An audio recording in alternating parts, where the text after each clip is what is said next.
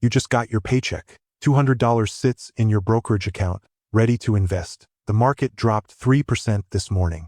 Do you buy now, or do you wait for it to fall a little further? That single decision feels small. It isn't. Millions of people face this exact moment every month, and most of them freeze. They tell themselves they're being smart, waiting for a better price, waiting for the dust to settle. But what if the waiting itself is the mistake? What if the instinct that feels the most rational is actually the one quietly costing you the most money? Here's a story that plays out in nearly identical form across the world. Two coworkers, same salary, same starting point. One of them, call her Maya, sets up an automatic transfer.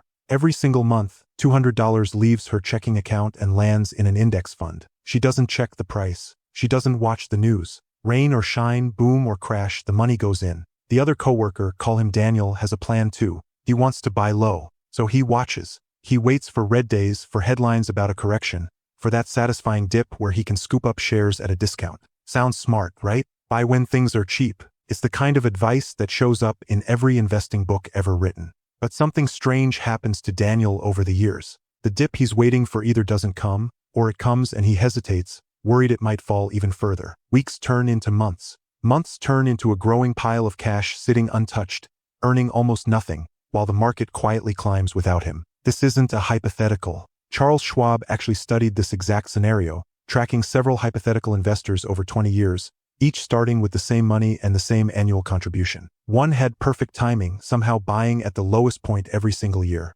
Another simply invested immediately on day one, regardless of price. A third waited in cash for the right moment. Which one do you think came out on top? If your instinct says the perfect timer, you're right, but barely. That investor barely edged out the one who invested immediately without hesitation. And the one who waited in cash, the one being cautious, the one trying to avoid risk, that investor finished dead last by a wide margin. Being wrong about timing barely mattered. Not participating mattered enormously. Why does this happen? Comes down to something the market doesn't advertise. Most of the market's biggest gains arrive in short, unpredictable bursts, often right after the scariest declines. Miss those few days because you were waiting for confirmation that it was safe, and you miss a disproportionate share of the entire return. The dip you were hoping to buy often gets erased before you're confident enough to act. This is where psychology quietly takes over from math. Daniel Kahneman, the psychologist who won a Nobel Prize in economics for research he conducted with Amos Tversky, showed that people feel the pain of losing money roughly twice as intensely as they feel the pleasure of gaining the same amount. That imbalance has a name: loss aversion.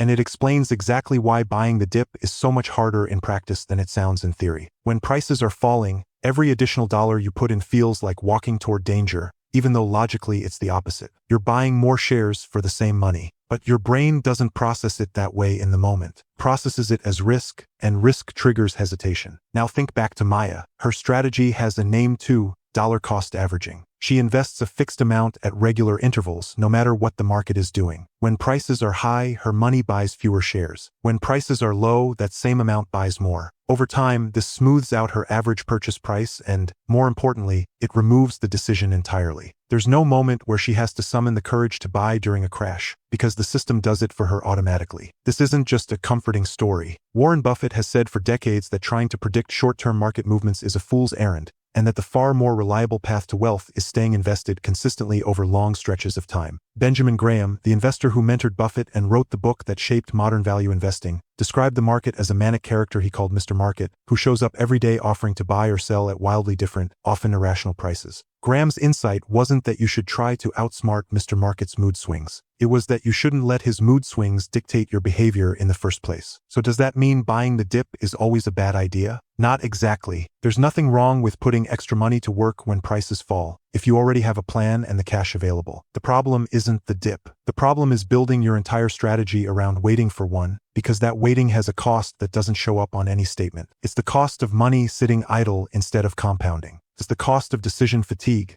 checking prices every day, wondering if today is finally the day. It's the cost of watching the market rise 10% while you're still waiting for it to fall 5%. John Bogle, the founder of Vanguard and the man widely credited with popularizing low-cost index investing, built his entire philosophy around a simple idea: time in the market beats timing the market. Not because timing is impossible in theory, but because almost nobody can do it consistently in practice, and the attempt itself usually costs more than it earns. Bogle wasn't arguing against thinking. He was arguing against overthinking, against the illusion of control that keeps people from simply starting. Here's the part that most people miss entirely. Dollar cost averaging isn't really an investing strategy. It's a psychology strategy that happens to involve investing. It works because it takes the emotional, unpredictable, exhausting decision of when to buy and replaces it with a system that doesn't care how you feel that day. And that matters more than most people admit, because the biggest threat to your long-term returns was never really the market. It was always going to be you, checking your phone at the worst possible moment, panicking on a red day, hesitating on a green one. Think about what that means for how you actually build wealth. It's not about finding the perfect entry point. It's about removing yourself from the decision often enough that your worst instincts never get the chance to take the wheel. Maya never had a dramatic investing story to tell. She never timed a bottom or bragged about buying at the lowest point. She just kept showing up month after month, letting an automatic transfer do the one thing most people struggle to do on their own.